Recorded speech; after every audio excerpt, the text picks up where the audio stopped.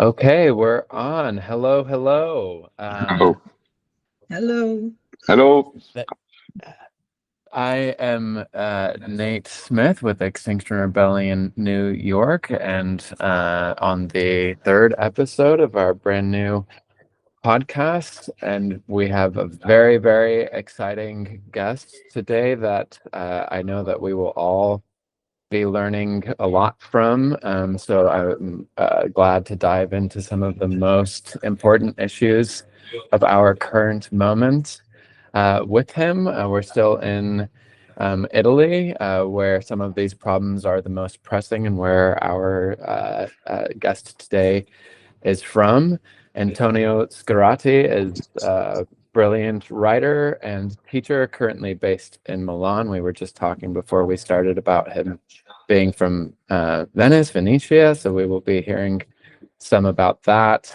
But he's also written several books on Mussolini that have been turned into a TV show that has gotten very famous worldwide, and how I first learned of Antonio, and as a member of Extinction Rebellion that has been directly resisting fascism, I have been very grateful to learn more what fascism actually is, that it was started by Mussolini. If you don't know, that's what we'll be starting with Antonio, is at the origins of fascism. But as we all are aware, this is a problem that is taking hold in many countries around the world. And so I'm very grateful to Antonio for joining with us. It won't all be on just the darkness of our times, but on what we can do about it, and him as a creative, and our friend Ilaria from Extinction Rebellion Italia,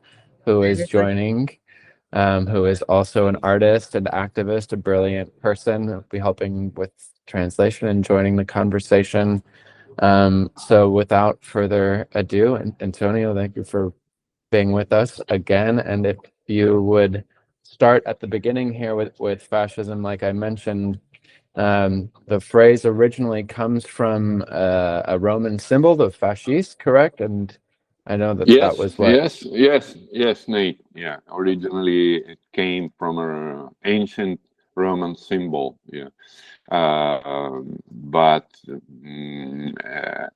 uh, very soon became something that point, pointed to um, a new way of political violence, which fortunately gained many followers and supporters and changed our contemporary world, not only in Italy but in all the Western world until now. Until now, yeah. Yes, and I know that people use the word so broadly now, especially on the left. We call Mhm. people fascist as soon as they're being bullies or many things.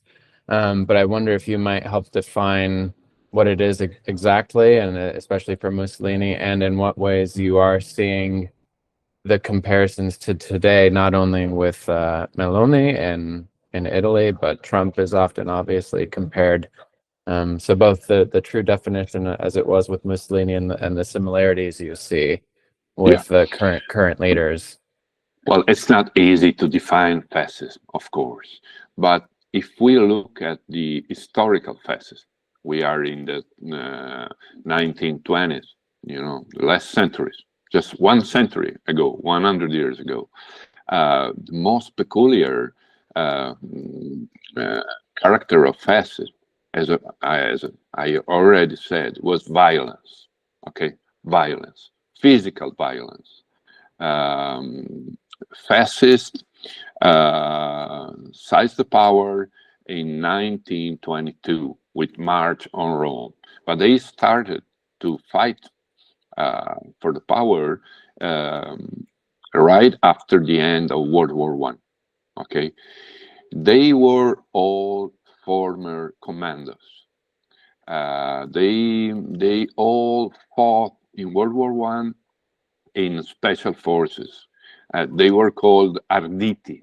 They were commandos of Italian army in World War One.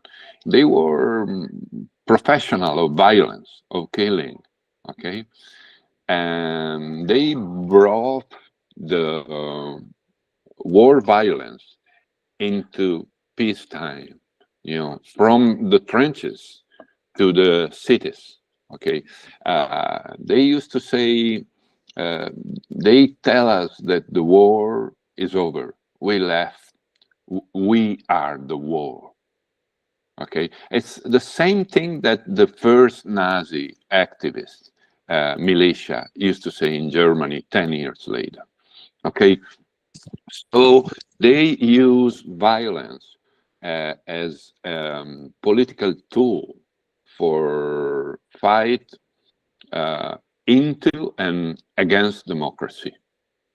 They slaughter, they kill people, they throw bombs into pacific gathering of socialist activists. But if we stop at this, we don't understand fascism, and we don't understand how they gain and seize the power. The point, frightening, is that kind of violence, okay, became an object of political desire for millions of people who were not former commando, who were not violent people, who were not part of the militia. But they started to desire that kind of brutality in the illusion that that kind of brutality could put an end to all the political and social problems of their time.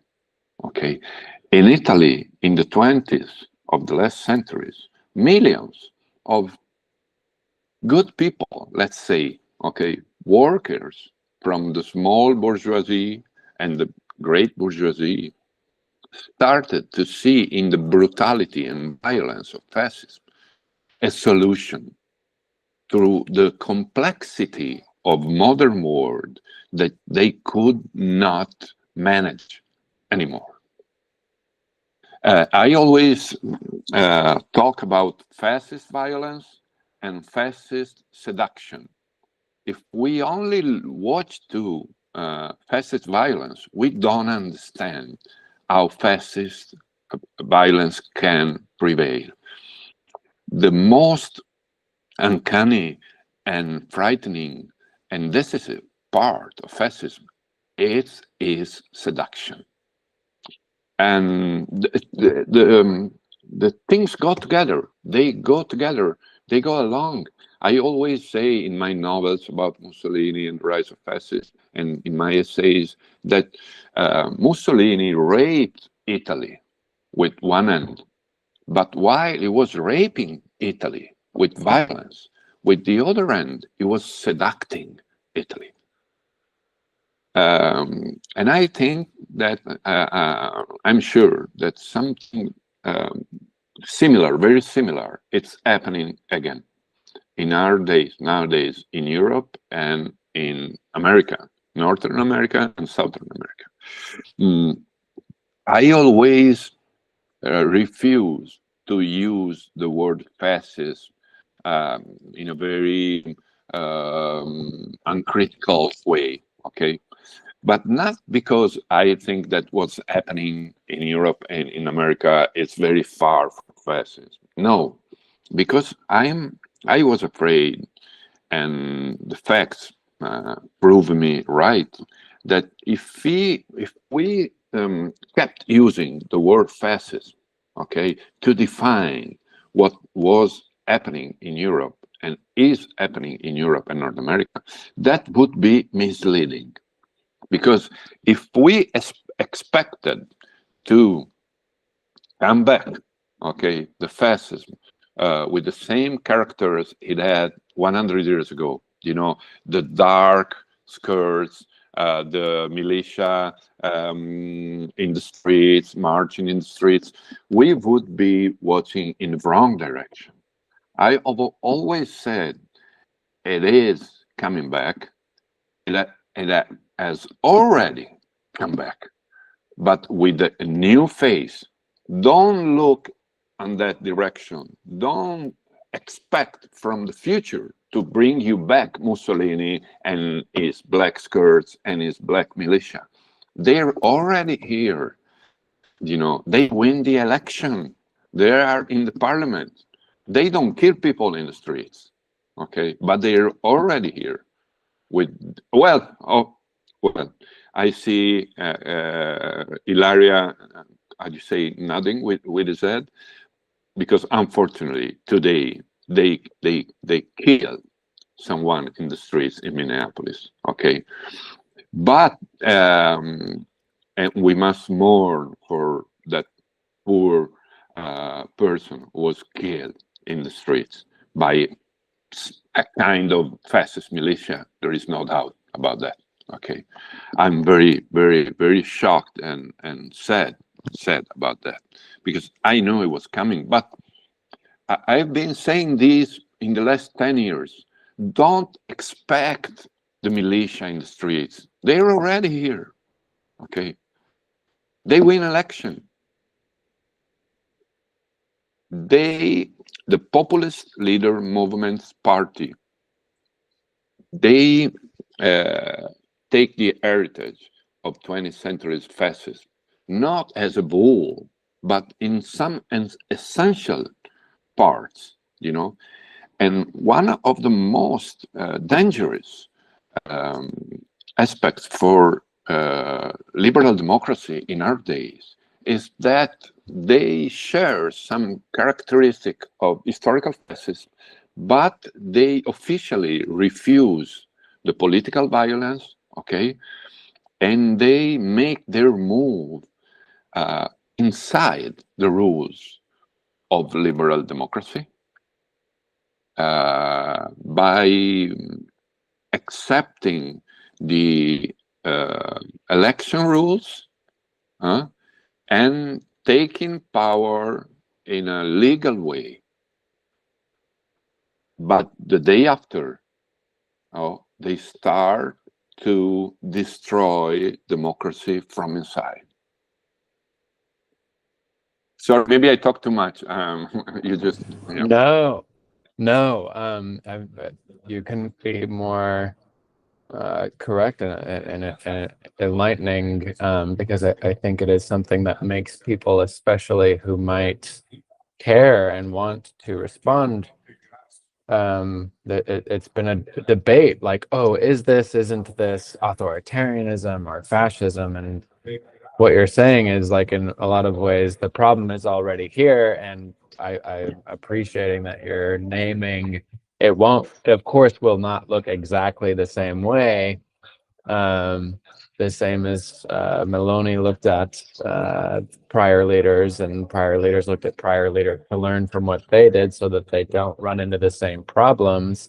It's easier for the Heritage Foundation in the United States, who is behind Project 2025, who is behind the Donald Trump administration, to use what seems like the law and very administration kind of, oh, well, if we just close this department over here and trade out general government employees for loyalists, then you don't need the black shirts as much anymore. While of course you still do for the people who seem to want it. It was interesting to hear you say the fervor for the people that wanted the violence as kind of a simple answer to the complexities of the times. It's like, in very many ways, our times are the same as when Mussolini was arriving after World War I. A lot of depression, a lot of disillusionment from the society.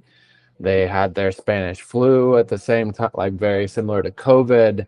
And we do hunger for a strong man to come into that picture. And so some people do want to see the ICE agents tearing people off of the streets.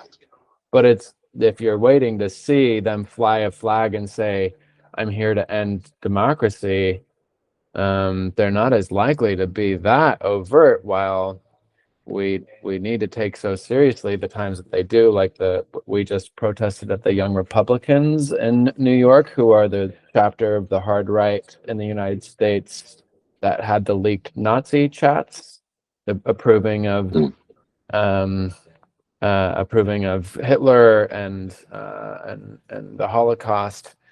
And they are directly calling for the deportation of Mamdani and a third term for Donald Trump, which are overtly against the Constitution. And yet they just say these things a little bit, which gains some permission to do what they want to do.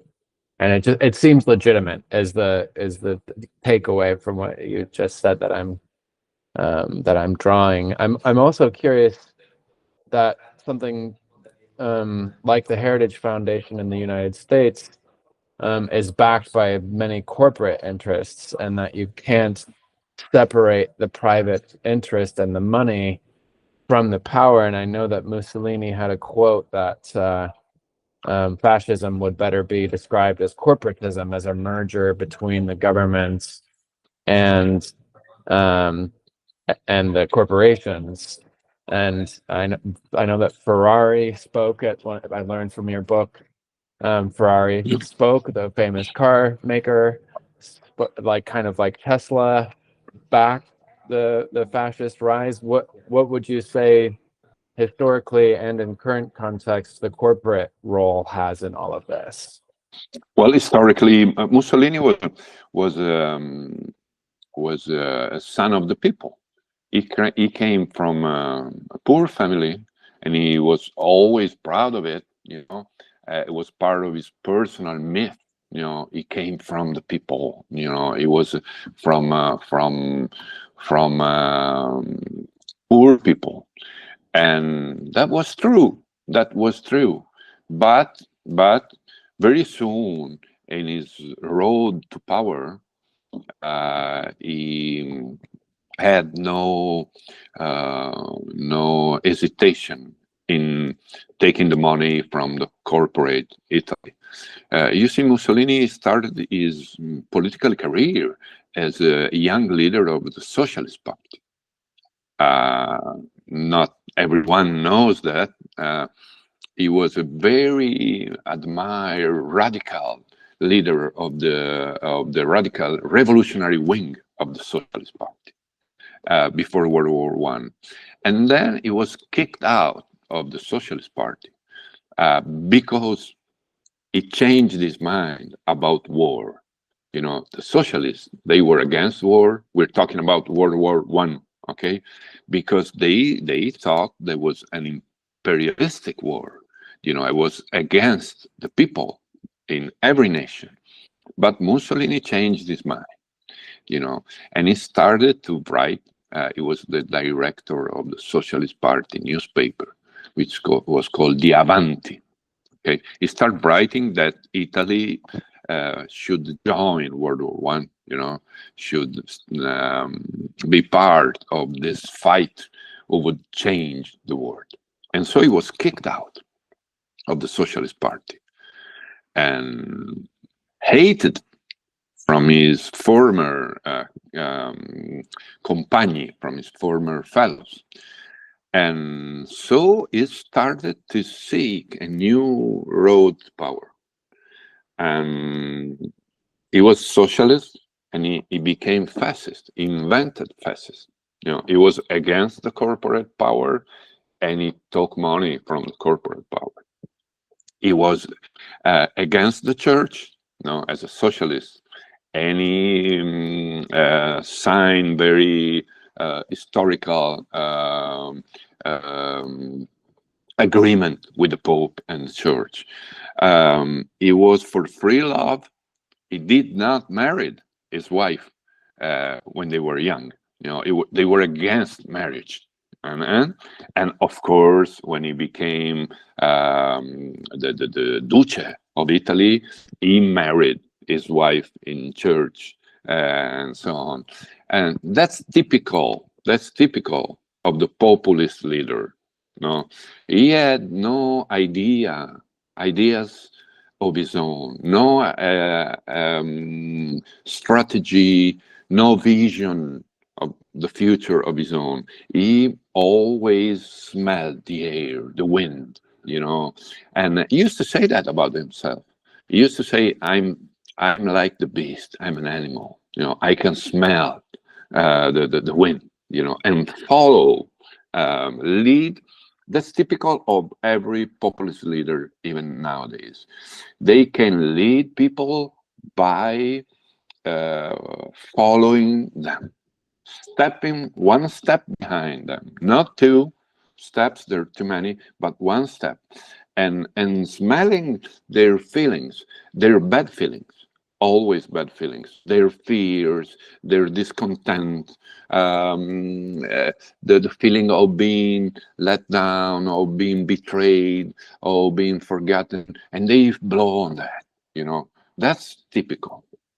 And and and another thing that, and so Mussolini, he starts to organize the militia to fight his former friends, the socialists. We're in a period when the socialist movement is growing, is very strong. Millions of people, they have hope in the future, because the great issue of the socialist movement, historical one, was hope. Hope.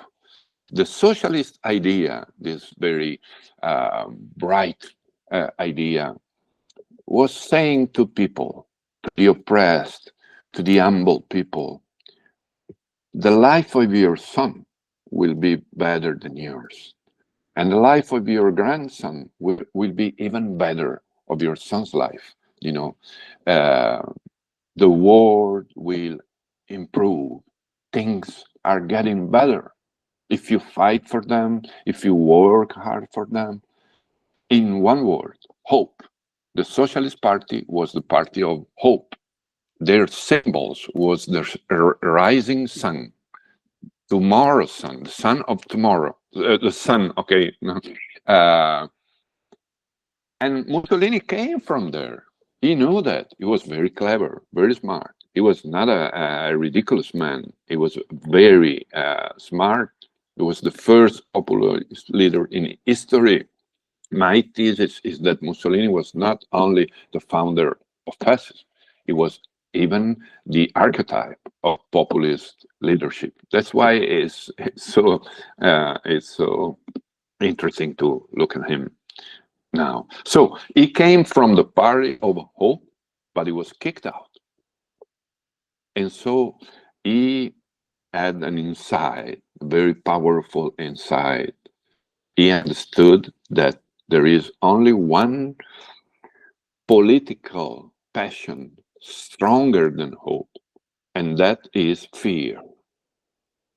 And so, if you ask me, define fascism in one word, I would say violence. Okay, but if I could use two words, I would say violence and fear. He could not seize power uh, with hope, and so he understood that the only chance he had was to bet everything on fear. On fear. Fascism is a policy of fear. You take hope away from people and you give fear in change to them. Fear of what? Fear of yourself. In first issues, you must be fearful. You must be frightening to people. But fear as a Weltanschauung, as a way of watching to things. Okay, you must build an enemy, a frightful enemy, imaginary enemy. Doesn't matter. Immigrants. Yeah, and this enemy must be a foreigner. A foreigner. It's still the same old story. You know, uh, take the complexity of the word. You know, you reduce, is that the right word? All the problems to one problem, only one. Okay, that problem to an enemy, that enemy to a foreigner. That's what Mussolini used to do. At the time, the enemy, the foreigner, was the socialist. Okay, he used to be a socialist, and Because of its ties to Russia at the time? yes, yes. Yeah. In the fascist propaganda in the 20s, the Italian socialists, they were depicted as invaders. Okay, foreigners, invaders. Why? Because they look up to the Russian Revolution. In the fascist propaganda, they used to use this phrase. They used to say, socialists, they bring the Asian plague.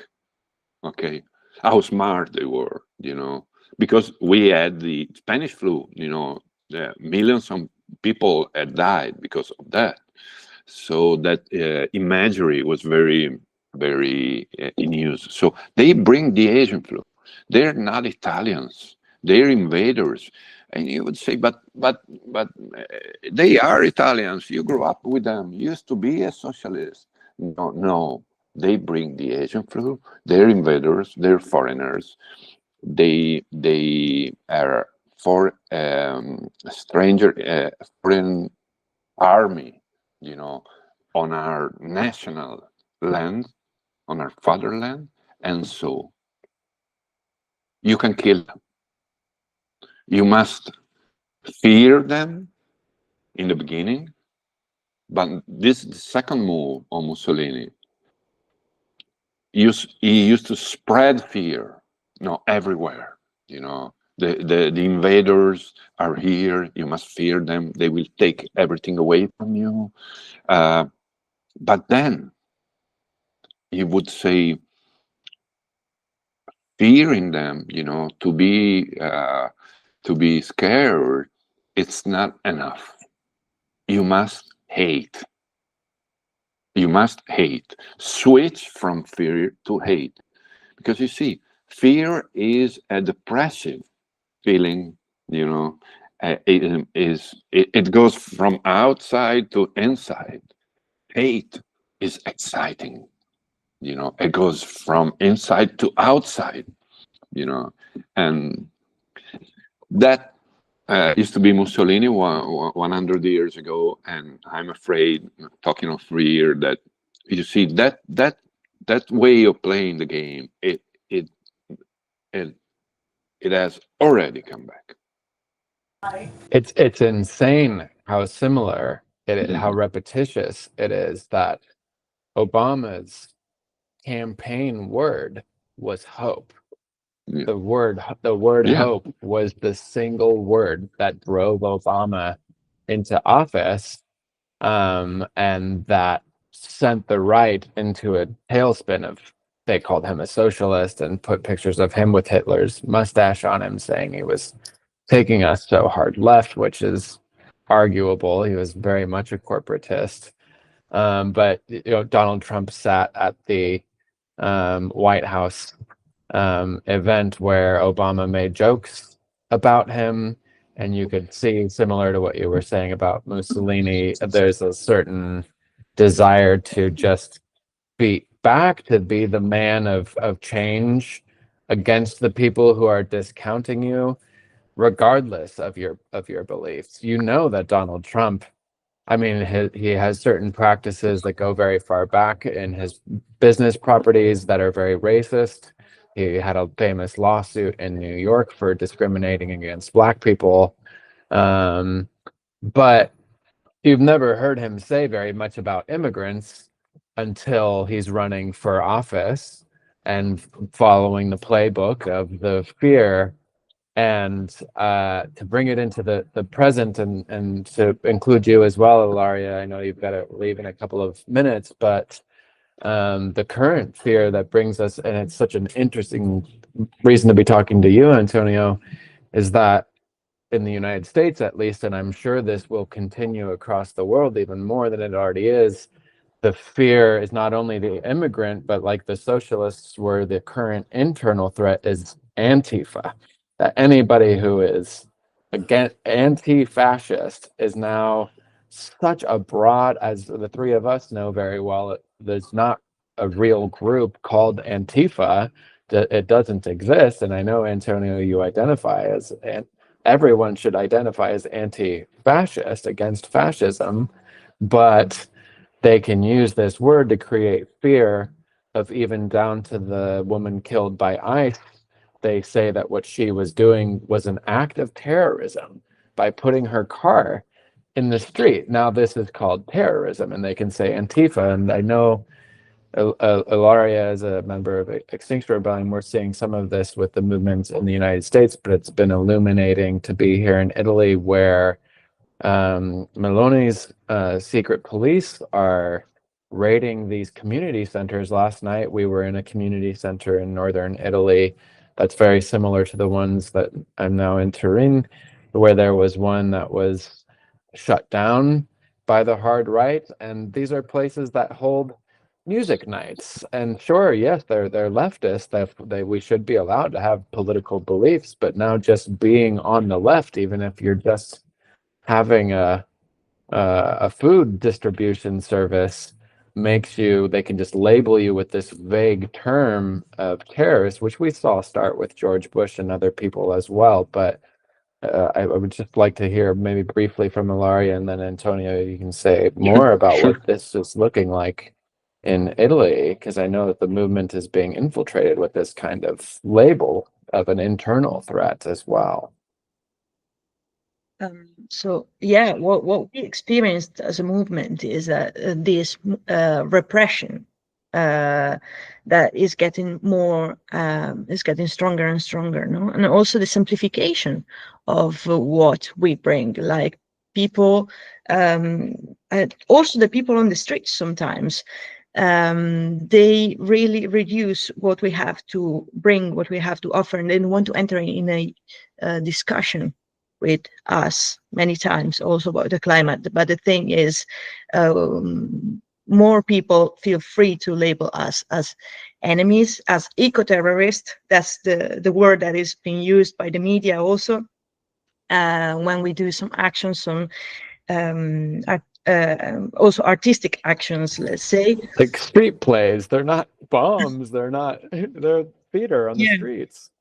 Yeah, but it is all part of a narrative that points to be very divisive, I think. Also, the targeting of these places where that are I centri sociali, no? Which are there to build communities, to bring people together, to organize together, to resist to this institutionalized power. I think this is the kind of rhetoric that stands behind that. Like you said, Antonio, it's all related to fear. Like they invite people to fear us somehow. And So, hate you, to yeah, fear and to hate you.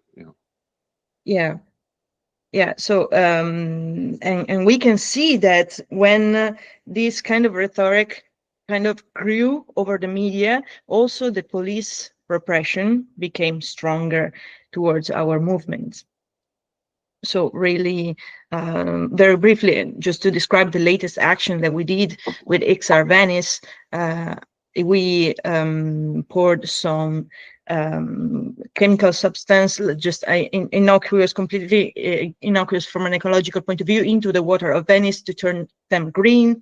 And then we called out the responsibilities of the people that are vandalizing our planet and committing a genocide in the end, and just trying to show this problem. No, that we're labeled as the eco-terrorists, but the eco-terrorists are other people, just the ones that run the corporations and that put profit over life every time. No, so yeah, and the police came, and in 2 minutes time, they just took away everything we had. They took away our banner, they took away our drums, they took away our signs, and then tried to move us. And we were doing absolutely nothing wrong. We were staying just on one side of the bridge. We were not blocking the bridge. So we were protesting quite peacefully. And we were repressed. There's no other word to say it, because this is against the constitution. We have our right to protest. We have our right to make speeches and to talk to people.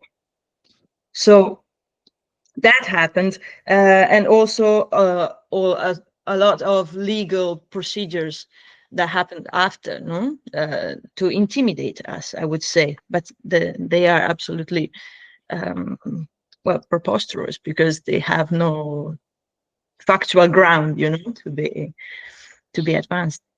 Yeah. So I don't know if that answered your question in the sense, just to give a very small picture. Yeah, this is what's been happening. Also to briefly quote also the disband of the Escatasuna social center in Turin and the Leon Cavallo in Milan. That's also a direct attack to grassroots organizations, I would say, and our capability to get together and to create communities through these absolutely non-violent ways, which is distributing food to homeless people. It is holding courses for people that do not know Italian, how to speak Italian, and dancing, you know. So yeah, all these things that are on the side of hope, that also with an historical memory, no, we are trying to do, and we are trying to bring, because we know that hope in the end is what stands against fear. So this is the eternal, I don't know, fight maybe. You Or see, diet. Nate, I think it's very interesting, you know, this meeting, because I think here there is a lesson to learn for everyone, if I may. I don't know Ilaria. I never met her. She's much younger than me. We live probably even in different places, you know, ambience. But we share the same problem, not only with the planet, with freedom of expression, political freedom, personal and civil rights. You see, I'm a mainstream writer. I'm very well known in Italy and also abroad. I sold millions copies of my books. I have agency of speaking in the mainstream newspaper, in the mainstream television. I'm a professor and so on. But I was censored by the Meloni's government. It was a very famous case in Italy. I was invited on state television to celebrate the anniversary of liberation of Italy from Nazi fascism, and the manager of state television, you know, they canceled my speech. I was invited by the journalist and the manager. They canceled my speech, you know, and it was a huge case, you know, and so I was attacked personally from the President Meloni on her Facebook, who attacked me. You know, the most powerful person in Italy, the president of the government, attacks one single citizen, you know, an artist, by saying that he wanted too much money, that he was not censored, that he was a greedy person who asked too much money. You see, by lying, there was a public campaign on newspaper of far right against me. On the front page, there was my picture, and the title, the main title, was "The Shitty Man." Okay, and after that, they walked into my house. Okay, with and they put shit into the walk-in entrance, you know, addressed to me. I don't talk about that in Italian media. I don't like it. Here we are outside, and the chief of police called me and told me, "You need protection. No, you want protection?" I said, "No, I don't want it. Okay, I want to keep on living my life." But what is the point here? Not my personal case. Is that me and Ilaria, we can from different words. I used to go to Leoncavallo 30 years ago when I was young, okay, but now I don't go there, and I don't agree with everything they do, as Katasuna, and so with some of their issues and instances, I agree and I share them, but not with everything they do. But we have the same problem. We are oppressed from power that goes day by day into illiberal, okay, anti-democratic power, oppressive power. Me and her, and we are very different. Okay. What we have in common, besides the care for climate change and so on, I want to become an activist on that. Please enroll me, okay? I Please contact you, yeah, for enroll sure. me. But we are anti-fascist, both of them. Okay, so we are for the free of speech, for the civil rights, personal rights, For democracy. Democracy. You see, in Italy, it's different because our democracy, our constitution, our president of republic, they are grounded into anti-fascist. Okay. Nevertheless, even here, they are trying to change the meaning of the word. That's a word that tells a story of dignity, of freedom, of fight for people's right, and they are trying to change the meaning of the word, but they will not succeed. And that's the last thing I want to say, because this is your problem. You are activists. I write books. Okay. In order to the ecological movement, that's the main problem they have. They must not only spread fear. Okay, fear is not our word. We must fear, of course. It's frightful. It's frightening. What's happening, the climate change and so on. But you, and we, if I may say that, we must find a way to fight by giving hope to people. With hope. That's our word. That's our issue. And this is the last thing I want to say. If there is one lesson I learned from the history of Mussolini and the fascism, and by writing 3,000 pages in 5 novels about it, is that democracy is not given once and for all. Okay, we inherited that from our fathers, our mothers, our grandfathers and grandmothers, but they fought for it. Democracy, the history of fascism and the history of democracy tells us that democracy is always the fight for democracy. Now and then. Fight. What do you mean by fight? Violence? No, no at all. It means commitment. Every day. In the United States, we call it, we have a phrase that democracy is a participatory sport. Yes. That it only exists when we are engaged with it. Yes. Yes. It is a beautiful place to be wrapping up. I know that Ilaria needs to leave, so thank you for joining us. I do have one more question for you, Antonio, as we wrap up. But if any of you want to get involved with XR Venice or XR Italia, we will be including ways to contact those chapters in the details of the podcast and posting this together. So please do. Yes, Antonio, you've been recruited. Okay. So ciao, Ilaria. Thank you for being here.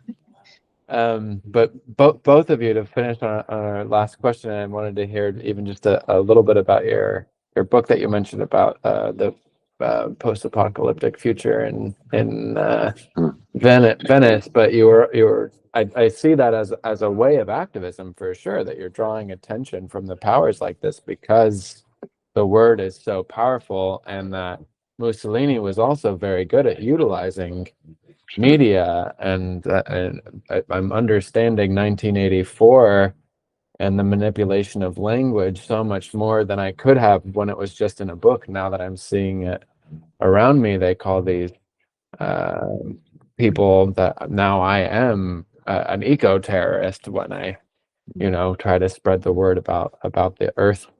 So I wonder if we could finish on kind of a two-part question here, where you could talk about the power of the media and the way that they utilize it, and maybe how we can use it as well in the way that you do. And finish off by telling us a little bit about the work that you were telling me about that might hopefully be turning into something that everyone can see on their screens very soon. Oh, well, um, uh, Mussolini, he became as a journalist, and he started his political career as the director of the socialist newspaper, was called Avanti, and he brought kind of a revolution into journalistic language. Um, he started to write a very simple, basic way. Okay, very short phrases. Every phrase was a quote, was quotable. Was a slogan. He had no concern from what they call ontological consistency, the correspondence between words and facts. No, and for historical consistency, uh, the coherence between among what I say today and what I say tomorrow, I said yesterday. No, and every phrase was always anticipated by I affirm, I promise, I will do personalization. And then he brings that into politics. Now we talked about the brutal simplification of reality and so on.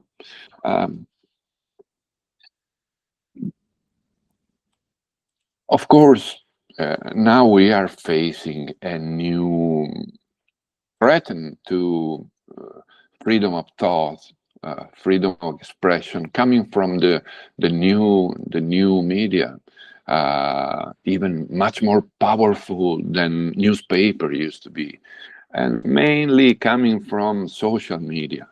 Of course, I have daughters in 15, 16 years, in that age, and of course I don't use social media. I'm one of the few people in this world. I never Good. used it all my life one social media. I don't know how to do it. Of course, if you go on Instagram and so on, you will find Antonio Scurati Instagram. There is stuff I don't know how to use them, but of course it's not an ideological decision, okay? And I don't have time for that. I write books. In order to write one of my book, I must read 1,000, okay? So it's kind of economy of time and mental room. But the problem, you all know, is that social media become the interface with reality. We don't live into the physical reality anymore. The young people, very young people, they interface the world through social media, and it's a lost world. They lose they lose contact, they lose experience, and you see climate change. It's we say experientiale. You can feel it, on your skin. You cannot have. When I was a kid, the summer was the most beautiful season of the year. We have Mediterranean summers. Was paradise on earth. no, with a little breeze, hot but not too hot. Was the best place where to be on earth in summer was the Mediterranean Sea. Okay, now, Yeah, I'm from around San Francisco, which yeah, used to have the same the same, Mediterranean climate. this Yeah. same Mediterranean. Well, now summer has become the worst season in here. You know, you wait for the end of summer because you can breathe, because it's too hot, because it's oppressive. That's experience. You can feel it in your life, on your skin. But if you live inside the social media, and the disinformation, the fake news, and someone like your Trump that says there is no problem, there is no climate change, you lose contact. You get lost with your own life, not my life, your own life. That's very frightening. That's very frightening. Yeah, and that's the perfect place to finish with your story about Venice in the Yeah. future that you were telling me about. 'Cause I know Venice is obviously like any sea level city. Venice is ground zero for climate Yes. change. And I know that you have a book about it that Yeah. I'm Oh, excited yes, to. yes. Okay. As I told you before, I grew up in Venice. I lived in Venice from until I was 20 years old. I went to schools in Venice, and in a real Venice, the ancient town. I stress that because there's not many people anymore who lives there, so it's quite unusual. And then I moved, but a couple of years ago, no, 15 years ago, I had a vision. One night I was walking in San Marco Square, and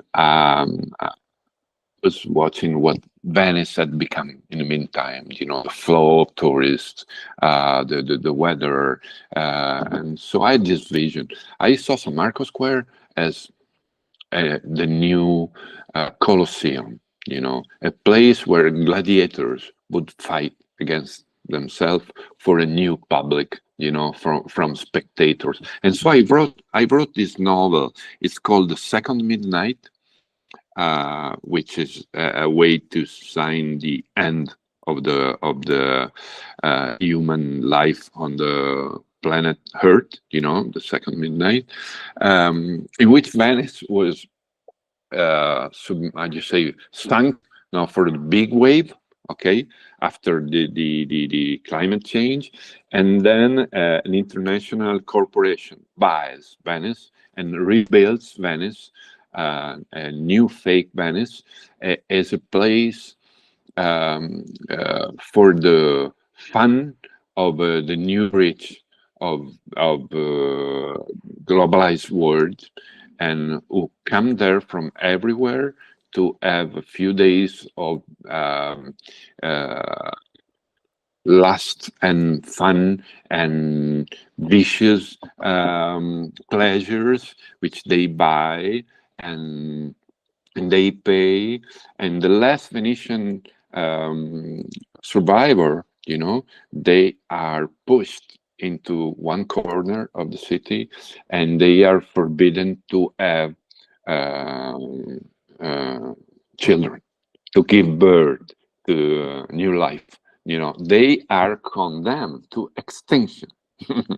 And at the center, of course, the air cannot be, it's not breathable anymore. The climate is so bad that you cannot live in the lagoon, but the corporation builds a huge sphere around Venice, A dome. a dome with air conditioning. And in the very center of this crazy Venice Riviera, okay, there is the reenacting of ancient gladiator fights in San Marco Square. And that was a post-apocalyptic vision. I Brought by wrote the a novel. remains of Saint Mark. Yes, yes, yes. And now there is a novel. It's called The Second Midnight, a graphic novel, and we're trying to turn this into a TV series, TV show. And I don't know, it's difficult, but we're trying to. Well, I hope that does happen because I would love to see it, as I absolutely loved the Mussolini Son of the Century TV show that came from your work. I hope there's more seasons to come. I know that it's in a similar position of movies that need to garner a lot to be made, but I hope people will check it out. Your book is also available in many languages. It's also on Spotify and many sources as an audiobook, and it's just, like I already mentioned, already done a lot for me in these times, not only because I'm concerned in general, like many people are, but because I live a life that puts me in the center, as it does with you, of these problems. I actually, as I mentioned to you, just did a protest at the Coliseum on January 3rd, on the day that Mussolini eliminated all opposition to fascism and instated a full authoritarian state. And I wrote a joke in there that was eliminated from the speech. It was a very sarcastic protest where I was pretending to be pro Mussolini and Trump and anti democracy, and I had a line about we were going to open new coliseums all around the world for anybody who disagreed with us while we hid out in New Zealand in these havens.